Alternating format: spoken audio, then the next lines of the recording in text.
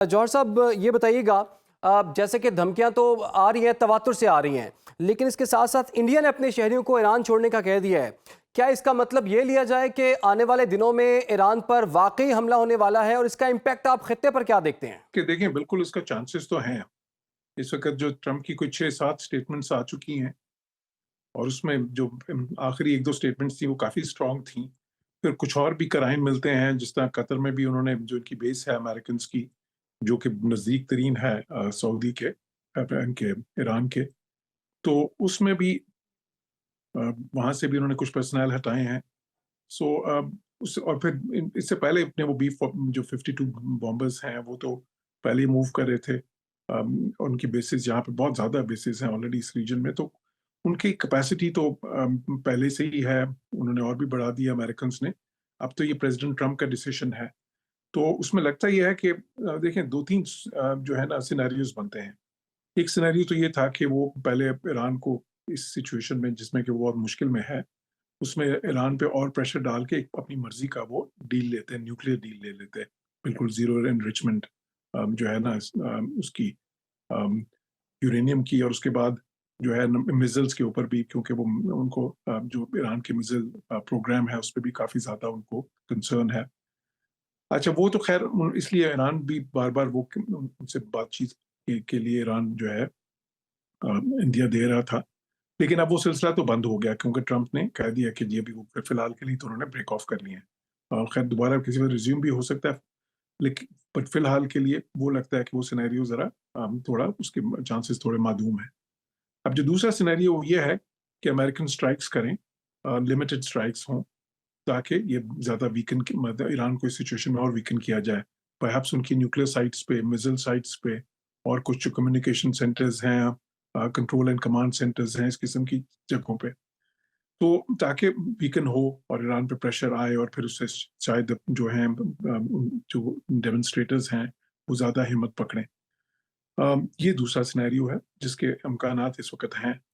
तीसरा सिनेरियो ये है कि उनको अगर ये लगे कि वाक़ई रिजीम चेंज की एक बहुत स्ट्रॉन्ग पॉसिबिलिटी है इस वक़्त, उसके लिए बिल्कुल राइप है सिचुएशन, तो फिर वो बिल्कुल फुल फ्लेजेड स्ट्राइक्स भी होंगी, और बहुत ज़्यादा टारगेटेड असैसिनेशंस भी हो सकती हैं उसमें, कि जो उनके चीदा-चीदा जो है इंटेलिजेंस के, और जो उनके जिस तरह उन्होंने पहले किया था, जो 12 रोज़ा जंग थी, उसमें आपने देखा था कि उन्होंने टारगेटेड असैसिनेशंस करके बहुत उनके जो जनरल्स हैं, टॉप जनरल्स, और बहुत से जो इंटेलिजेंस के जो टॉप ऑफ जो उनके रैंक्स हैं, उसके लोगों को उन्होंने असैसिनेट किया था। तो फिर वो भी हो सकता है। तो ये सिनेरियो हैं। अब जहाँ तक इस चीज़ का ताल्लुक है कि उसका खित्ते की सूरत-ए-हाल पे क्या असर पड़ेगा, तो ज़ाहिर है देखें, इससे खित्ते की इंस्टेबिलिटी तो बहुत ज़्यादा एनहांस होगी। खित्ते में तो ज़ाहिर है उससे सूरत-ए-हाल एकदम बहुत जो है मुश्किल हो जाएगी। क्योंकि जब भी किसी मुल्क में ऐसा होता है, तो जो हमसाया मुल्क है, और बल्कि ममालिक जो हैं, वो सारे मुतासिर होते हैं उससे।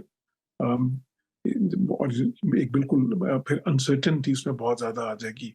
अगर वो तीसरा सिनेरियो बनता है उसमें, कि फिर कि हम क्या अगर वाक़ई रिजीम चेंज की वो कोशिश पूरी अच्छा, जौहर साहब करते ये भी हैं, सर तो अर्ज़ उससे तो फिर कीजिएगा, चाइना। जैसे कि डोनाल्ड ट्रंप जी। ने अब ये भी धमकी दी है कि जो ममालिक ईरान के साथ तिजारत कर रहे हैं ना, उन पर 25% जो है मज़ीद टैरिफ जो है वो आयद किया जाएगा। अभी हम देख रहे हैं कि ईरान के साथ चीन, रूस, इराक और तुर्की जैसे बड़े मुल्क जो हैं वो भी काफ़ी बड़ी तिजारत करते हैं। लेकिन रूसी वज़ीर ख़ारजा का जो बयान सामने आया है ना कि रूस ईरान के साथ अपने मुआहिदों पर अमल दरामद जारी रखेगा। तो सर आपको क्या लगता है कि ट्रंप की धमकी यहाँ पर काम करेगी, या फिर उसका कोई फ़ायदा नहीं होगा उसे? अब देखें, जो है ना ये टैरिफ्स की, एक तो ख़ैर इसमें उनके ये अमेरिकन सुप्रीम कोर्ट में भी ये मसला चल रहा है, उसपे एक रूलिंग आने वाली है। एक तो वो बहुत अहम होगी इस पे। दूसरी ये है कि सबसे ज़्यादा तिजारत जो ईरान की है, वो चीन के साथ है। चीन भी ज़ाहिर है वो जो इस उस तरह से उनका भी जो रिएक्शन है इस धमकी पे, वो इसी किस्म का होगा कि हम इसको उस तरह से खाते में नहीं लाएँगे। अम, बाकी जो मुल्क हैं वो शायद इस पे थोड़ा-सा सोचेंगे। लेकिन देखें, ईरान की जितनी भी तिजारत है, वो पहले ही इस पे बहुत ज़्यादा सैंक्शंस लगी हुई हैं, और मज़ीद अगर वो मुश्किल होती जाती है, तो देखिए चलें, अगर उसका 100% इम्पैक्ट नहीं भी होता, अमेरिका की इस अगर वो वाक़ई उनका सुप्रीम कोर्ट भी ट्रंप के खिलाफ रूलिंग नहीं देता और ये लेवी कर देते हैं, तो उसका इम्पैक्ट चलें 40% 50% तो हो सकता है, बहुत से मुल्कों पे हो सकता है। तो ईरान को फ़र्क तो पड़ेगा, उस वक़्त उनकी इकॉनमी ऑलरेडी बहुत ही ज़्यादा मुश्किल सूरत-ए-हाल में है इस वक़्त। और ये बल्कि ये जो अभी डेमोन्स्ट्रेशन शुरू हुई हैं, उसकी वजह यही थी कि जब उनकी करेंसी एकदम तकरीबन आधी हो गई है जो उसकी कीमत थी 2025 के शुरू में थी उसके बाद, और जो है इन्फ्लेशन भी कुछ 40-50% है। तो उसी की वजह से शॉपकीपर्स ने शुरू किया था, फिर उसके होलसेलर्स ने, और ये सारी जिसे बाजार आप ईरान में कहते हैं, उनकी तरफ से ये प्रोटेस्ट शुरू हुए थे और फिर फैल गए। तो इकोनॉमिक स्ट्रैंगुलेशन जो सी है, बिल्कुल अमेरिका चाहेगा कि उसका प्रेशर, ये मूवमेंट तो शुरू ही उसकी वजह से हुई है। तो अगर मजीद इकोनॉमिक स्ट्रैंगुलेशन होगी, मजीद अब देखें यूरोपियन यूनियन ने भी ये इशारा दे दी है, बाकी यूरोपियंस ने भी दी है, तो वहां से भी मजीद पाबंदियां आएंगी। तो ईरान के लिए आगे कोई लेटअप नहीं आ रहा, सिचुएशन मुश्किल से मुश्किल होती जाएगी उनके लिए, जो इक्तिसादी सूरत हाल है। और जाहिर है उससे फिर अगर इक्तिसादी सूरत हाल खराब हो तो फिर हुकूमत की पॉपुलैरिटी जाहिर है उसके हिसाब से जी। प्रोपोर्शनली वो भी जो है मजीद जो उनसी है वो कम होती जाती है। तो एक खासी, मैं समझता हूँ एक खासी गंभीर सूरत हाल का सामना है इस वक्त ठीक है। ईरान अच्छा, में। जौहर साहब ये भी अर्ज़ जो कीजिएगा, हुकूमत है, जो रजीम अभी है, इस वक्त उनको खित्ते पर इसके और क्या असरात आप कोई देख रहे हैं? ज़्यादा अगर अमेरिका ईरान पर हमला करता है तो ऑब्वियसली इसराइल भी साथ ही होगा उसके।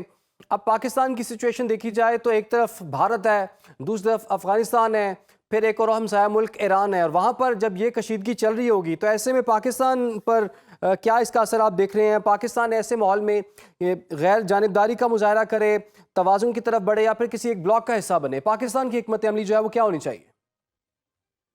देखिए, पाकिस्तान की बड़ी प्रिंसिपल पोजीशन थी पहले भी, जो 12 रोज की जंग हुई थी उसमें, कि हम जारियत के खिलाफ हैं, हम इस चीज़ के भी खिलाफ हैं कि किसी मुल्क के अंदरूनी मामलात में मुदाखलत की जाए।